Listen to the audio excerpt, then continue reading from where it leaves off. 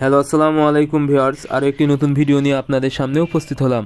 আজকের ভিডিওতে মূলত আমি আলোচনা করব কোয়েল পাখির পাখনা যদি ঝুলে যায়, গা ফুলে যায় এবং ঝিম মেরে থাকে, সেক্ষেত্রে পাখিকে সুস্থ করতে আপনাদের কি করণীয় বা কি ওষুধ ব্যবহার করা যাবে।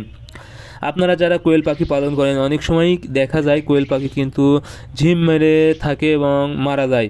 সেক্ষেত্রে আপনাদেরকে অবশ্যই তাৎক্ষণিকভাবে চিকিৎসা করতে হবে। তাছাড়া অন্যান্য কোয়েল পাখিরও যদি আক্রান্ত হয়, তাহলে কিন্তু কোয়েল পাখি অনেকগুলো একসাথে মারা যাবে এবং এই রোগটা বড় আকারে ধারণ করবে এবং এতে কিন্তু পাখি একসাথে অনেকগুলো মারা যেতে পারে। এতে আপনারা আর্থিকভাবে অনেকটাই ক্ষতিগ্রস্ত হয়ে যাবেন। এজন্য যখনই আপনারা দেখবেন যে খামারের একটি বা দুইটি পাখি ঝিম মেরেছে এবং মারা যাচ্ছে, তাৎক্ষণিক কিন্তু আপনাদেরকে অবশ্যই এই পাখিগুলো চিকিৎসা করতে হবে এবং সঠিক ট্রিটমেন্ট দিতে হবে। এখন আপনাদেরকে বুঝতে হবে যে পাখিগুলো ঝিম মেরেছে কেন।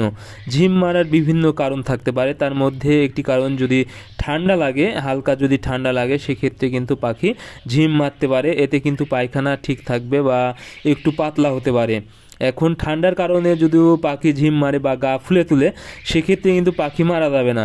সেই ক্ষেত্রে ওষুধ হিসেবে আপনারা ইউরোকট 1 গ্রাম 1 গ্রাম 2 লিটার পানিতে ব্যবহার করবেন। সাথে ডক্সিভেট 1 গ্রাম 2 লিটার পানিতে ব্যবহার করবেন এবং একবেলা আপনারা ফার্স্ট ভেট ব্যবহার করতে পারেন 1 গ্রাম 1 লিটার পানিতে। যদি এই ওষুধগুলো ব্যবহার করতে পারেন, তাহলে ঠান্ডার যে সমস্যা, এটা খুব দ্রুত ঠিক হয়ে যাবে এবং পাখি কিন্তু সুস্থ হয়ে যাবে।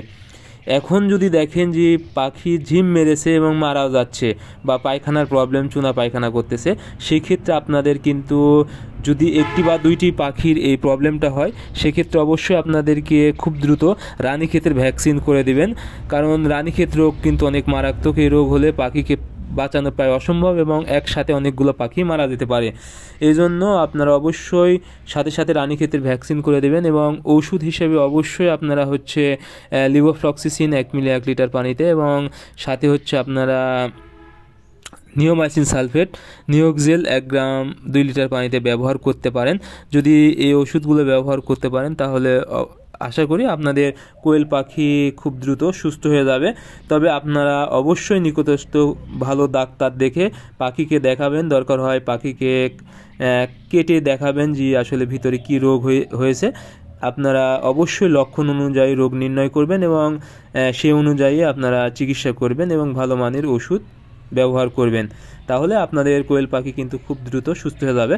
তবে যদি আপনাদের পাখি ঝিম মারে, অবশ্যই আপনারা রোগটা নির্ণয় করবেন এবং আমি যে ওষুধগুলো বললাম এই ওষুধগুলো দিবেন।